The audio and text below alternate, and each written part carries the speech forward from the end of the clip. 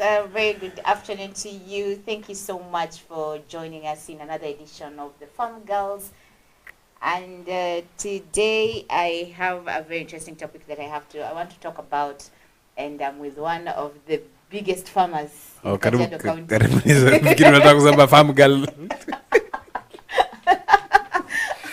No, you've been following our show, and you said you must be in the show today. Yes, because that show I think it can get a lot of traction. Yes. What's your thought on women farming? No, not women. Ladies farming. I think they have the potential, though there's some challenges that are already there. But I am very sure that some of the challenges that they face, they have opportunities that men cannot have those same opportunities. Such as? To answer the show, I'll tell you. Yes, today we want to talk about indoor farming. There's a lady, Nani June, alikuja hapa juzi, akatushtua bana, sijui amepanda sijui snake plant, sijui alisema Monsanto ama ni Well, have you planted any indoor? Yes, I have some indoor plants. The catch with indoor plants is that it's not for everybody. Indoor plants is not for everybody, especially number one, if you consume any tobacco products. Indoor plants are not your thing. Ah, really? Yes. The other thing, you also need to understand what is the purpose of the indoor plant. Some people release stresses with that. Some plants are really good for creating the ambience in terms of even just the way it looks. You know, there's some plants which are good that can be used for catering. Things like rosemary, things like thyme, things like lemongrass. You can actually use it in tea and stuff like that. And some are just sentimental.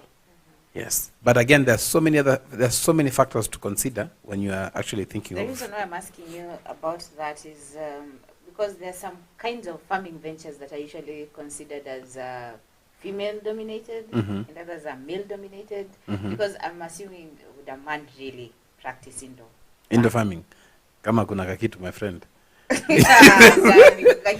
You see, now it depends when you talk about practicing it. Are you practicing it to sell, or are you practicing it for some value that you want to add on? Because my imagination is indoor farming is just for leisure. Like, so when you talk about what is indoor farming, because even hydroponics is indoor farming.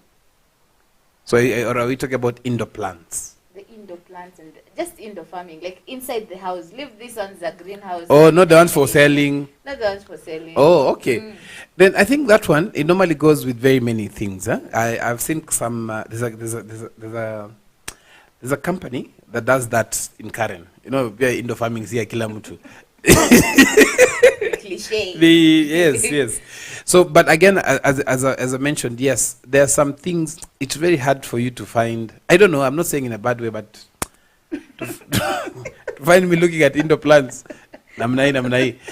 But I like sometimes how they look. But it's not just the indoor plants. Sometimes it's even the pot that looks. So it's adding a certain value, and even in terms of how that place looks like having. You can imagine having a nice that's why you even see some fake plants out there. That means there's something going on. However, there are some factors to consider when you're doing the indoor plants. Number one, not all plants do well. Remember, plants are looking for oxygen. Sorry, for carbon dioxide. Oh, really? Not oxygen. What do plants give out? Plants yes, exactly. Carbon dioxide and give out oxygen. Plants also grow based on the rate of sunlight they get. So there are some indoor plants that thrive well in, I can say like indoor, in dark places. But you'll find that some of those plants will only thrive next to a window so that they get fresh air in. But you'll find that sometimes you'll get an indoor plant, when you put it next to where there's light, it grows towards the light because that's how it is. So you have to know which plant is good for which area. So when you're going to buy indoor plants, take a photo of your house, over your room, where you want to place it. The other thing is you also need to factor in is water. So there are some plants that the roots are not as big. They don't grow very, very big. So they might just require probably some small amount of water. There are some that if you put in your house, they'll require a lot of water. So that also means that even the type of soil you use There are some plants which will thrive with just humus. There are some you'll have to be adding some little fertilizer here and there.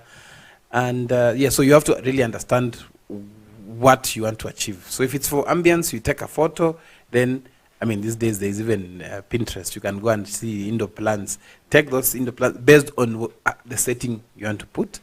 Go to and they don't just buy indoor plants from anywhere, anybody. Some people just want to sell the indoor plants. This one, it will do. And that, it will do. Unafika unashangaa kunaendaje. Yes. But why are these indoor plants very expensive and yet they don't require a lot of things inside the house? Why are they usually very expensive? It's just that what is normally sold is not even the plant, but the aesthetic value. It looks nice. It's for a certain area. So it is something that is perceived to be expensive. But again, if you're doing the indoor plants, you also need to ask yourself, are you good at taking care of the plants? Remember, it's still just like farming. There are plants like cactus and the rest, when you cut the leaf and just put it in the soil, it will just start germinating again and give another plant. Really? Yes. There are some that will be like bananas. They have suckers on the sides. So you need to ask yourself, if I get it, when it starts when it starts having suckers, will it still look beautiful? Or you now remove the suckers and plant them somewhere else. There are some indoor plants that are only for aesthetic value, meaning once a week or once every 4 days or 3 days, you have to bring it out in the full sun and then you take it back inside. Why would I do that? Chaguo ni lako. Let me ask you, now coming from the male side of you, why is it that most men are never interested in indoor plants? Have you ever seen a man carrying flowers? I mean, for himself. For himself.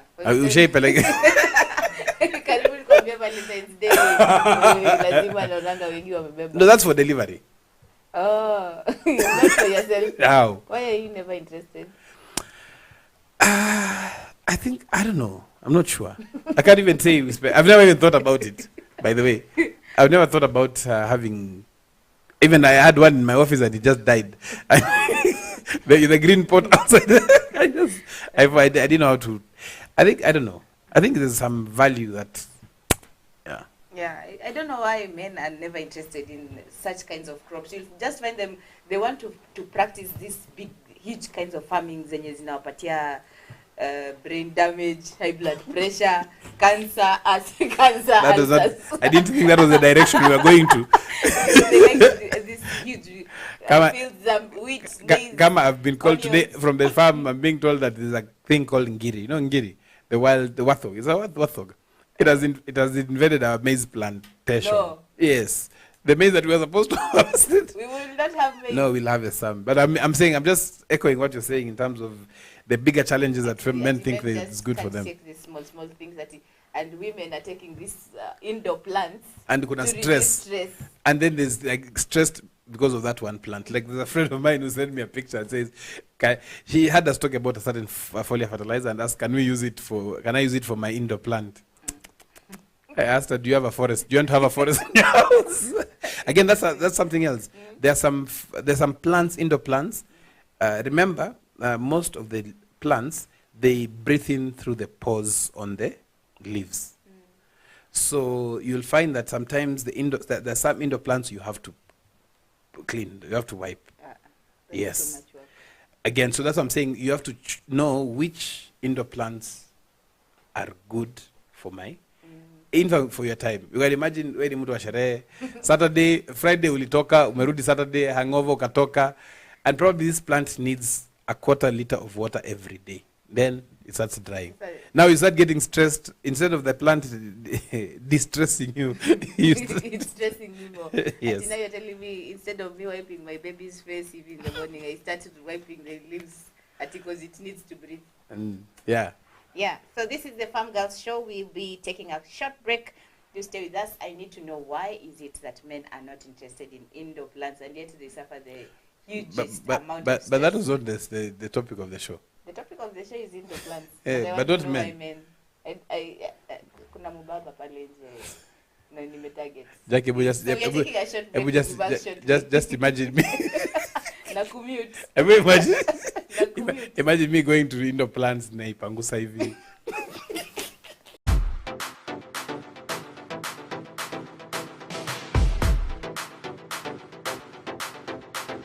This is a farmer's media. We tell you the stories of African farmers.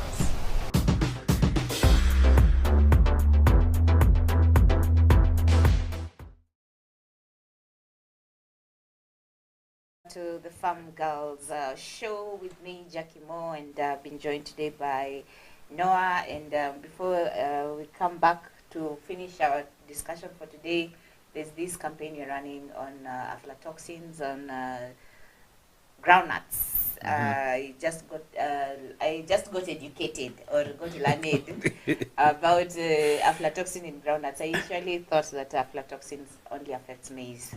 And yes, no, tell us about this campaign. Yeah, so it's a campaign. We've seen that there's a lot of failure in terms of produce going to the market, especially cereals.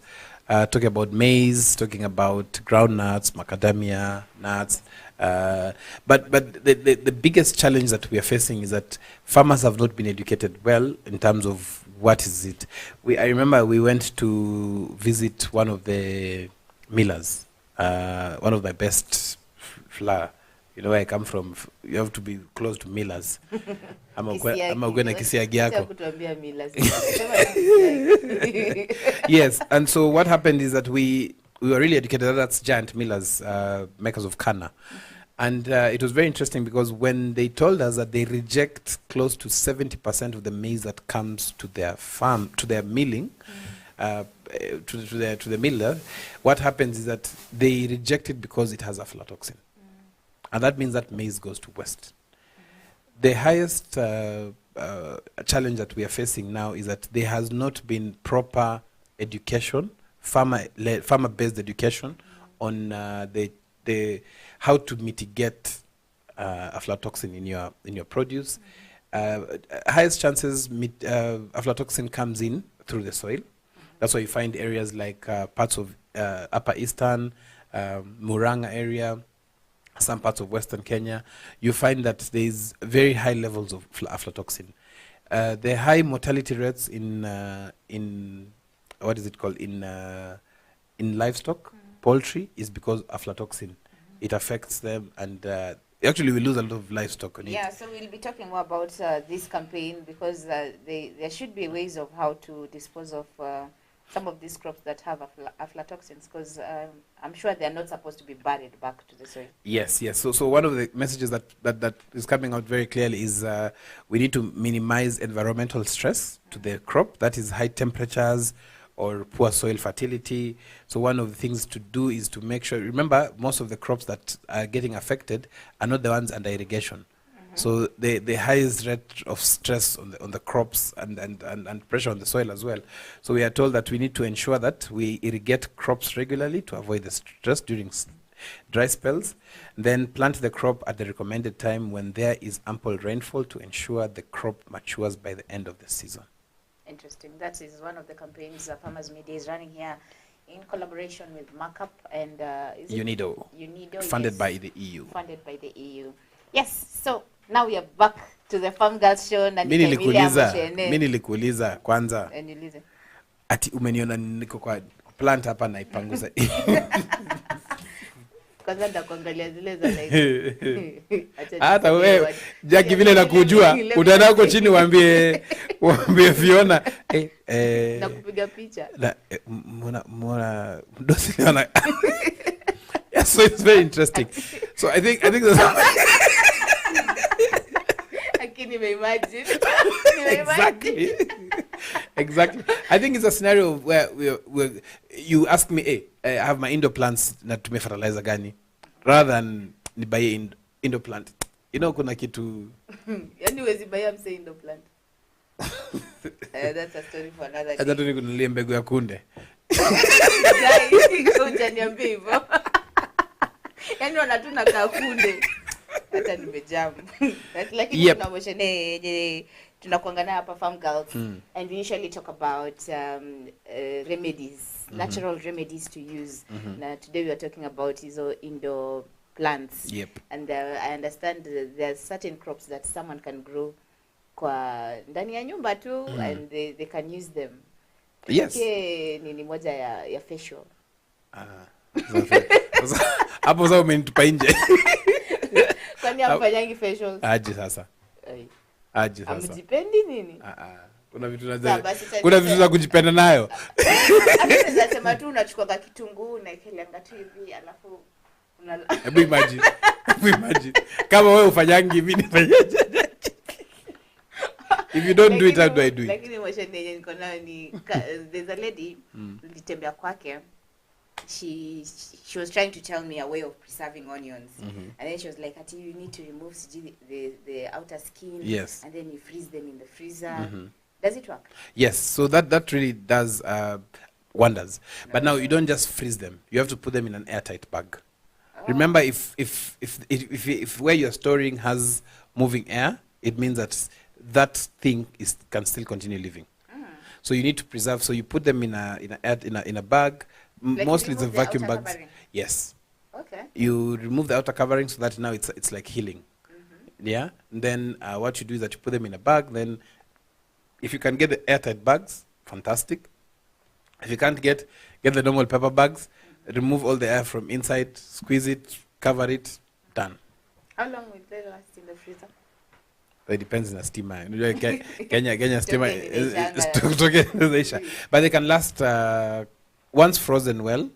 They can last some time. But there is a flip side. You can actually dry them. It also serves the same purpose. Dry as in the sun? Yeah, you dry in the sun. You cut them and then dry them in the sun. Okay, yes. Or you put them in an oven a bit for like, I think, 15 seconds. So what you're trying to do is to remove the moisture in it. And this other one, when you're freezing, you don't want the moisture content to be in. Yes. Interesting. That is one new thing I've learned. Even myself, I didn't know. They just usually put them out in the sun. Vile tu venye mama wa kijiji. Na nini? Na cover. With the cover. With the cover. Exactly. That is one new thing I've learned. Lakini hiyo ndio ujaribu hiyo ya kuweka kwa maji. It works wonders, my friend. And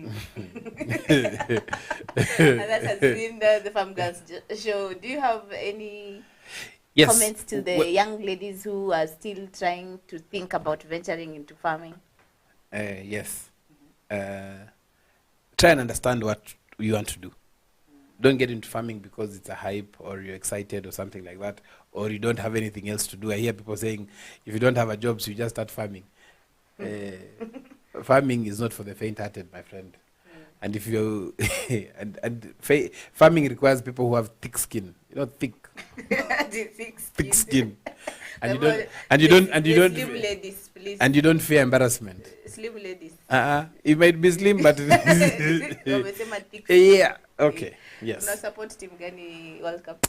Me I'm supporting the teams my kids are supporting. If today they're supporting Ghana. Jana we were watching, they finished school. So I told them, when the exams get finished, we'll go and watch football. So yesterday, the kids are ready at 9:30. They're telling Daddy, we are going to watch. I'm telling them, we cannot go and watch where I normally go and watch football. You'll not be allowed. So we watched at home. But which team were you supporting? No, yesterday I wasn't supporting any team. Me, I'm a Team England. Okay. The first team to qualify to the next round. Sorry to ask, England pia kwa World Cup. Yes, it's part of the world. Yes. Africa Cup. Yes, me, I'm not supporting any team. Jackie, you're not serious. I'm supporting the team that is going to win. No, I'm supporting the team that the person I'm talking to is against. Is against. Yes. Fantastic. But today I'm supporting Uruguay. Because Mwakez is supporting Ghana. Lakini inakamwakiwa amewekelea. If I'm seeing his post. Yes, that has been the Farm Girls show. We'll be seeing you in the other shows as we continue. Do follow us on all our social media platforms. By the way, we are live on online radio. Zeno Radio. Get into the app. Lakini mbona nyu nyonga kasauti? Right. Yes, so download the app and yes, you'll get to hear us online from whichever part of the world and the country you are at. And I need not to say more than what we've talked about. This has been the Farm Girls Show. Goodbye for now.